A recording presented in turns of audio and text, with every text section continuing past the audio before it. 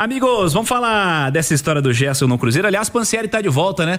Fala pra gente aí, Pansieri, mais detalhes direto da Toca da Raposa 2. Já, o Pansieri tá desde quando tava claro na Toca da Raposa. Agora você já pode perceber, já anoiteceu. Quem tá no YouTube está vendo a Emerson Pansieri na Toca da Raposa 2. Fala aí, Pansieri.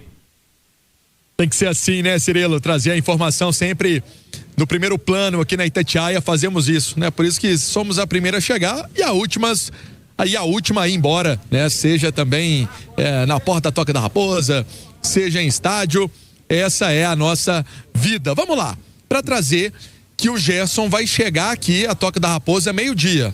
O avião vai desembarcar, né?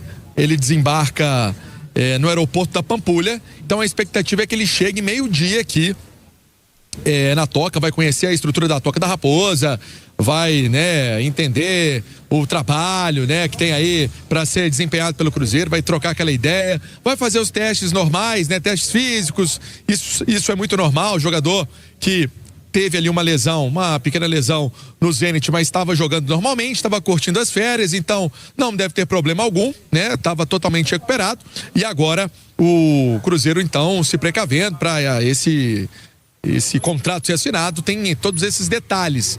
Mas ele vem realmente então nesse voo fretado, chegando na Pampulha, e aí fica toda essa expectativa por parte do torcedor desse anúncio, né? Vamos ver se sai hoje o anúncio ou se o Cruzeiro vai deixar esse anúncio para amanhã, né?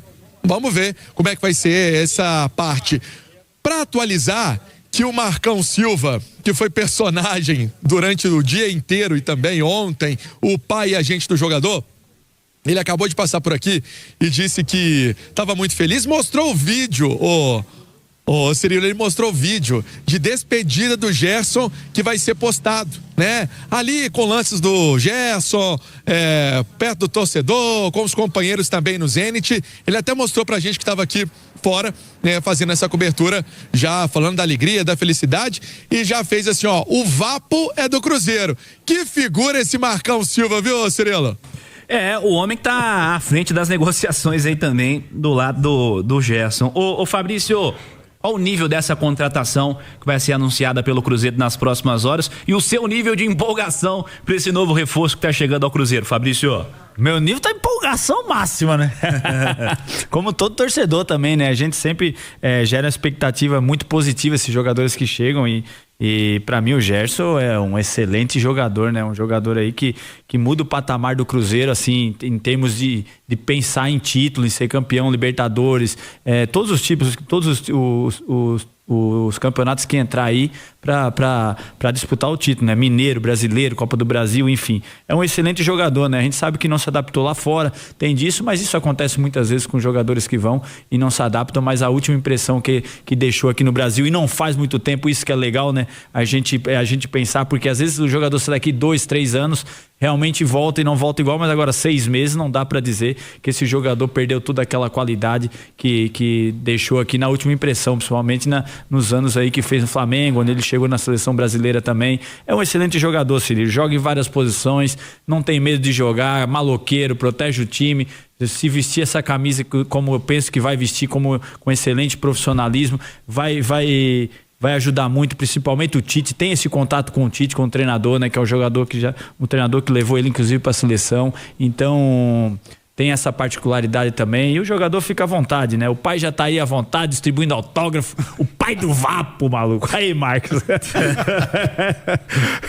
É isso aí, eu acho que muda o patamar do meio de campo do Cruzeiro, né? A gente vê nessa disputa, ali parelho, Palmeiras, que tem um excelente meio de campo hoje, né? O Flamengo também, que estão na frente das outras equipes. E a chegada do Gerson, é mais uma opção extraordinária para esse meio de campo do Cruzeiro, que já é muito bom, né? A gente fica até imaginando o Tite jogando a camisa para cima e quem pegar é sua, né? Porque tem 2 volantes no ano passado que jogaram muito bem, sim. Lucas Silva e Romero. Os caras foram cirúrgicos ali no meio de campo, né? Aí tem Matheus Pereira, o Christian, que cumpre função como poucos meias no Brasil hoje, né? E o Gerson chega para ser essa cerejinha do bolo para jogar ao lado do Matheus Pereira. Acho que a gente, até ouvindo vocês no primeiro tempo, dos recados que o Cruzeiro manda para as outras equipes, para o futebol brasileiro, e aí ele segura o KJ, né? Recusando uma proposta astronômica, né, Fabrício, do Flamengo. Segura o KJ, pô, o Pedrinho quer ganhar, gente. Pedrinho quer ganhar campeonato. Ele vai estar forte na temporada para ganhar campeonato. Pode falar, Fabrício. E é um jogador, assim, que aumenta muito esse nível de competitividade também, né? Como o Marcos falou, né? Isso é uma dor de cabeça boa que todo treinador quer ter, né, Marcos? Pô, chegar ali, isso que ele vai colocar, lógico.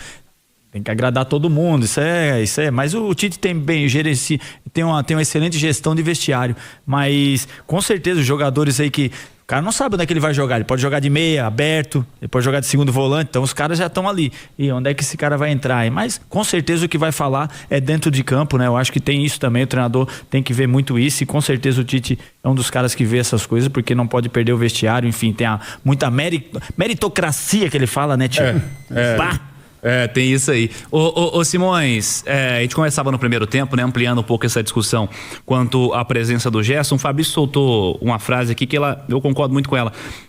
É o jogador que você insere num time e ele realmente te muda de patamar, né? Você pensando em conquista. Quando começa a última temporada, ninguém projetava um Cruzeiro para ser campeão do Campeonato Brasileiro.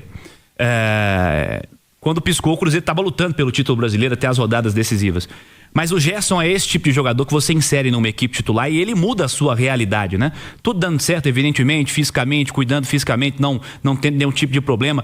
É um cara que vai estar sempre à disposição, é um cara com uma liderança absurda dentro de campo e é um cara capaz, de fato, de elevar o nível do seu time titular.